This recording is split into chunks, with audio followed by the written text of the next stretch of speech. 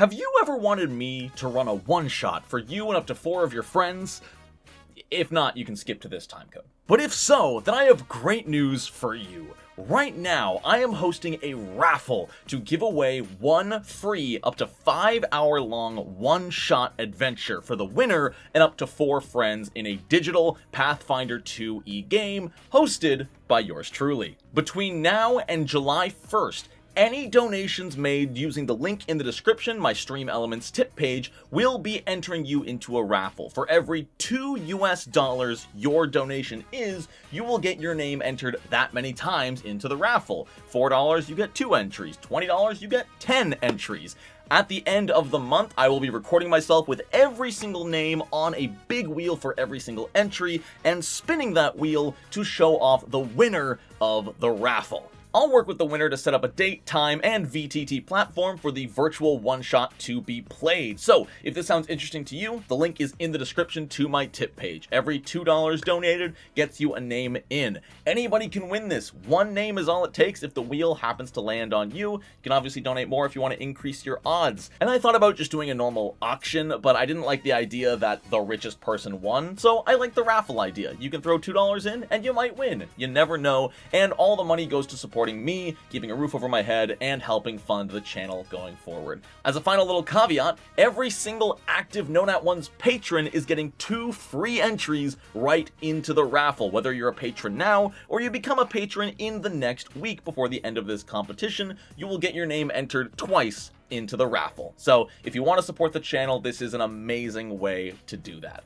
Thank you so much. On to the video. Howdy. My name is Known@, and I couldn't have dressed any less like a spellcaster today if I tried, but it is exorbitantly hot because it's the middle of summer, so if you want to get 5 videos a week, you're gonna deal with tank top Known@. But we are back for the second episode of the Pathfinder Spellbook, and y'all were so excited for this. You know, I got so many comments from people saying how cool it was that we were going to be going through every single spell in Pathfinder 2e, so we are back for spells number 11 through 20 in the cantrips, out of however many spells there are.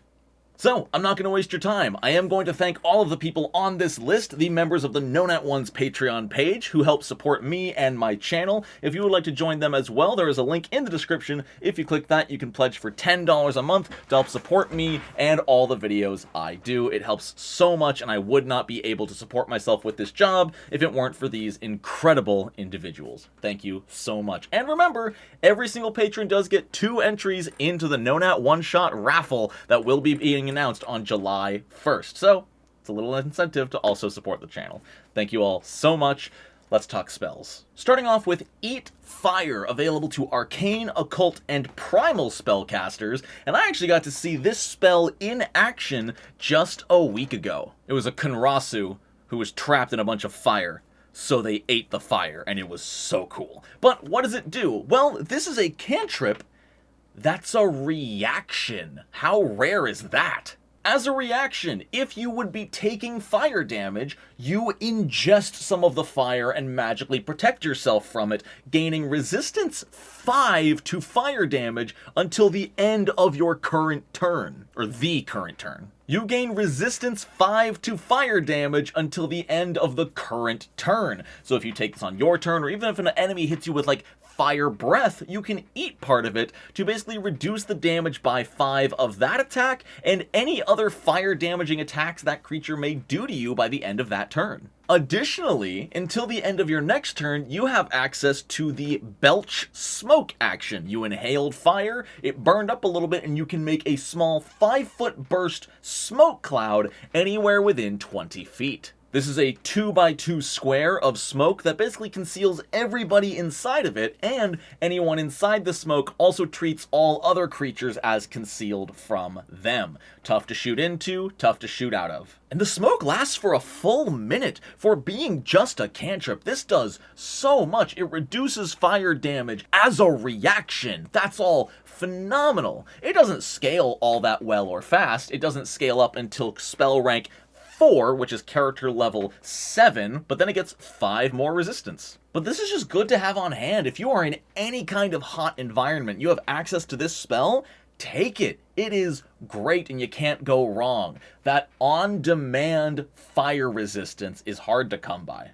Ah, it's finally time. We come to the once king of cantrips that has sadly been demoted down to just a really good cantrip. I'm talking about Electric Arc, available only to arcane and primal casters. For 2 actions, you pick 1 or 2 creatures both within 30 feet of your location, and they both make basic reflex saves against 2d4 electric damage. Double damage on a crit fail, half damage on a success, you know how it works. That's all it does. It is just a good damaging cantrip, and you can still look at this at level 1. If you hit 2 targets with this, you're doing 4d4 damage on a cantrip at level 1. And just for those of you who may have started playing Pathfinder recently, the reason I call the Electric Arc the once king of cantrips is because every single person who could would take it. Originally, it dealt 1d4 plus spellcasting modifier. They replaced that spellcasting modifier with an extra d4, which, understandable. Being able to deal 5 to 9 damage per target on a cantrip was nuts. Level 1 wizards were busting out like 12 to 16 damage turns on cantrips. It was nuts. It scales really well though. Every single spell rank, it gets an extra d4, so right by level 3, if you hit 2 targets, you're doing 6d4. This will still be a useful cantrip for your entire character's lifespan. It's just no longer the only right answer. Figment, used to be known as Ghost Sound, is available to arcane and occult casters. Figment has 2 different uses, to create a sound or a visual. You can create a single sound within 30 feet, and as long as you are sustaining the effect, that sound will keep going. The limit to this, because it's a cantrip, is that you cannot have any intelligible words or elaborate music. It can be a generalized animal sound, it could be a humanoid grunt, it can be a thud, something simple like that, but you can't use Figment to say, hey, come over here. Alternatively, you can create a visual object. The object cannot be any bigger than a 5-foot cube, so 1 space on a battlefield, and if viewed within 15 feet, it becomes very clear that the visual is fake and not very detailed. But if someone's standing 100 feet away, maybe you can trick one of the enemy archers by throwing up a visual figment of a small goblin ally, and they're far enough away, they can't tell the difference between them and you. And to make that even more mechanically usable, they added an ability to Figment that when you cast or sustain the spell, you can attempt to create a diversion using deception, and you get a flat +2 circumstance bonus to that deception check. So now, there's a reason for your wizard to take some points in charisma, maybe take deception, and start using Figment to trick enemies in combat. This is now a mechanically usable spell in a combat situation, along with always being really, really fun in roleplay. Fantastic. And I hope to see more of this in the cantrips to come and in other spells. Spells that allow you to make a different skill check as part of the spell's effect. I think that is something spellcasters have been missing for a long time, is the combination of spell effects and skill checks to get interesting results, giving wizards, especially with their high intelligence, a reason to invest in a lot of different skills that can go along well with the spells they choose, such as Figment. Forbidding Ward is a classic and one of my favorites. It's always been useful, available to divine and occult casters only. You target 1 ally and 1 enemy, both within 30 feet of you. Remember, it uses the term ally, and you are not your own ally. You cannot cast Forbidding Ward on yourself. For 2 actions and sustained up to 1 minute, the ally you choose gets a +1 to armor class and all saving throws from the enemy you choose. If you're fighting a dragon, you can Forbidding Ward your fighter against the dragon, and the fighter gets +1 to their saving throws against all of the dragon's breath weapons, and +1 to their armor class against all of the dragon's attacks. It's a little tough because it's sustained, so it's going to cost 2 actions to cast it, and then 1 action on all following turns to keep it going, but that is an incredible effect. This is super similar to the Bard's Rallying Anthem. Granted, the Bard can affect all allies within 30 feet, this still lets any occult or divine caster get the same effect onto a single party member. Obviously nowhere near as strong as the Bard's ability, but amazing that so many other classes can make use of it. I'm playing a War Priest right now, and I can't wait for the opportunity to be fighting alongside an ally that I can Forbidding Ward against the boss that we're fighting while going toe-to-toe with them. Frostbite, used to be known as Ray of Frost, is available to Arcane and Primal casters. For 2 actions, target creature makes a basic Fortitude save against 2d4 cold damage, but what makes Frostbite stand out more than a lot of other cantrips is the range. A 60-foot range on a cantrip is phenomenal. It also comes with a really unique effect where if they critically fail their saving throw, they're so cold and brittle, they get weakness 1 to bludgeoning damage. Just a cute little bonus way to get a little more damage on some of your allies. A lot of people, I think, might miss the slowing effect that this spell used to have, but I think this is really, really cool and thematic. And it scales decently well, an additional 1d4 damage per spell rank and an additional 1 bludgeoning weakness per spell rank, so it's just really, really fun. I like the idea of a character that's teaming up with maybe a Flurry Ranger who uses dual maces or something, and if they can critically fail an enemy against Frostbite, suddenly that Ranger, if they can hit like all 3 attacks, is going to be getting +1 or 2 or more damage on every single hit by triggering that weakness. Super cool, super flavorful, and I really love this spell. Do not underestimate the range. I also think Paizo removed the slowing effect just because it almost never came into play. There are plenty of other more reliable ways to slow enemies down, and it was only slowing on a critical failure. So there were a lot of situations where people were throwing out a Ray of Frost back in old school Pathfinder 2e, and it might hit, but the chance of critically hitting was very, very low. I also like that they removed the spell attack roll, and now it is just conjuring ice onto a character that they have to resist. Very cool. I like it a lot more than its old interpretation. Gale Blast, available to Arcane and Primal casters. You know that scene in Dragon Ball Z where Goku's fighting Jason Birder and just does this? You get that! You throw your hands out, and in a 5-foot emanation, that's basically every adjacent square around you, all creatures there make a Fortitude save. If they succeed, they take half of a d6 roll. If they fail, they take the full d6 and get pushed back 5 feet. And if they crit fail, they take double the damage and get pushed 10 feet away. This is a really interesting safety tool. If you're a wizard, you might not have the ability to get out super easily, and if you're flanked, there might be nowhere safe to take a step action to avoid reactive strikes. But if you're flanked by 2 enemies, you can go ahead and pull out the Gale Blast, blow them both backwards, and then stride away, hopefully getting away without an attack, a reactive strike. It's not an attack of opportunity, it's a reactive strike.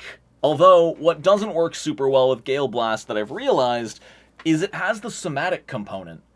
So if you're pushing enemies away to avoid taking reactive strikes, a lot of enemies' reactive strikes trigger on somatic components because they have the manipulate trait. So, especially combined with the low base damage and the really bad scaling of only +1d6 per 2 spell ranks, this is one of the weakest cantrips we've seen so far. However, if you can position yourself next to somebody who's standing on a cliff, maybe you can blow them off with it. I don't know.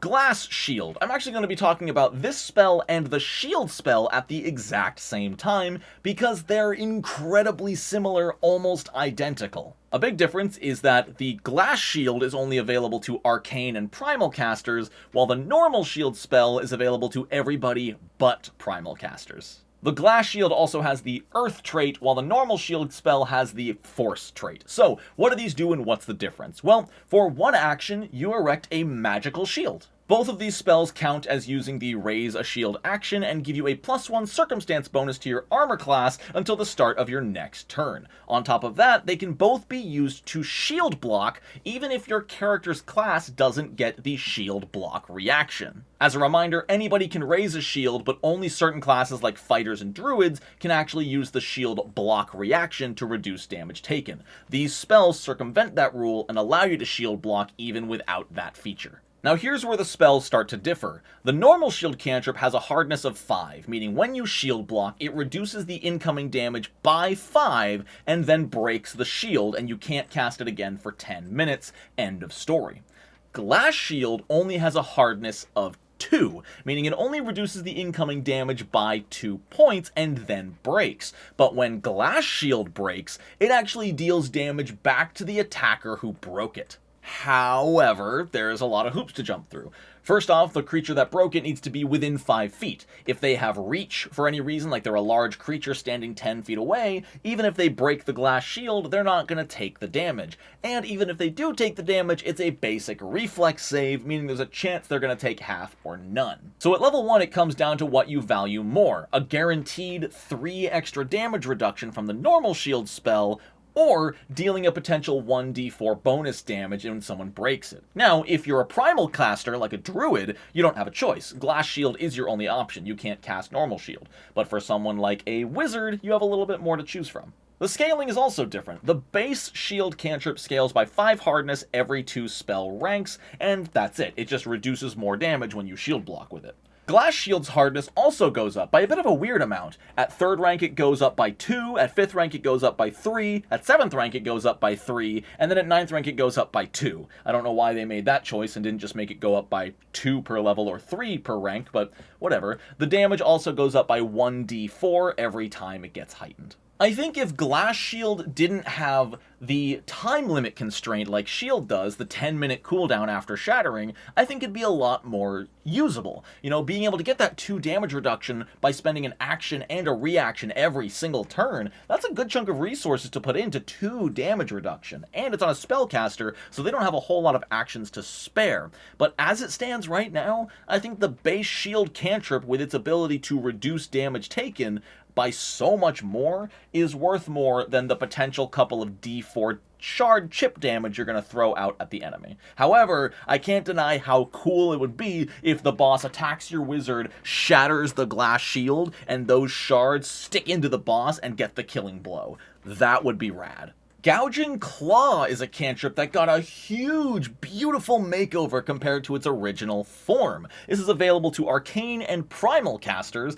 and it just lets you, for 2 actions, turn your hand into a magical claw and gouge out somebody in melee range. You make a spell attack roll, and if it hits, you get to choose between 2d6 piercing or 2d6 slashing damage, but regardless of which one you choose, you also inflict 2 persistent bleed damage just on a normal hit. So this is suddenly 2d6 plus 2 on a cantrip at level 1. You're looking at a possible 14 damage on a base hit, up to 28 damage on a max roll critical on a level 1 cantrip. Because on a critical hit, you double not only the base damage, but also the bleed damage. And it scales perfectly. Plus 1d6 per spell rank and 1 additional bleed damage. Right upon hitting level 3, you're suddenly hitting for 3d6 plus 3 on a cantrip. Melee Mage. Throw this on your Magus and you will not be disappointed. And just for fun, I want to showcase how big of an upgrade facelift this cantrip got, because Gouging Claw used to be 1d6 plus spellcasting modifier of damage, and only inflicted the persistent bleed on a critical hit. And even then, it was only 1d4 bleed. So we went from 1d4 persistent bleed damage only on crits, to 2 persistent bleed damage on normal hits, and doubling that on a crit. What a phenomenal facelift. And finally, ending our episode here on one of my personal favorite cantrips, because it's just a feel-good teamwork ability: Guidance. Guidance is available to all casting schools except for Arcane, which is very rare. You almost never see a universal spell for everyone but Arcane. You pick 1 creature within 30 feet, and until the start of your next turn, they get to choose 1 single skill check, saving throw, or attack roll to get a free little +1 status bonus. Plain and simple, your fighter really wants to crit this turn, give them Guidance and watch them get that free +1 onto their attack roll. This is a phenomenal cantrip. It's 1 action, it gives an ally a bonus to something. If you know that they're going to make a saving throw against a disease or something, you can upgrade that. The only thing to keep in mind with Guidance is that each individual creature can only be affected once per hour, and you can only be affecting 1 creature at a time. No spending your turn giving out 3 Guidances. Wait, you can throw out 3 Guidances? Am I crazy? Was that a legacy thing? So fun fact, you can throw out 3 Guidances. If your fighter, rogue, and barbarian are all trying to kill the boss this turn, you can just say +1, +1, +1. It's like pretending you're a bard. But guidance is great. It's phenomenal in combat to give your allies a little bump. It's phenomenal in roleplay to just magically aid somebody from behind. I love guidance. I think it leads to so many cool roleplay opportunities where people can, thank you for magically assisting them or be angry at you for magically assisting them if they didn't want the help. I just love simple spells like this. A simple +1 can mean so much in storytelling. And there we have it, spells 11 through 20 for Pathfinder 2e. We're making great time! It's been 2 weeks and we've already reviewed 20 spells out of 5!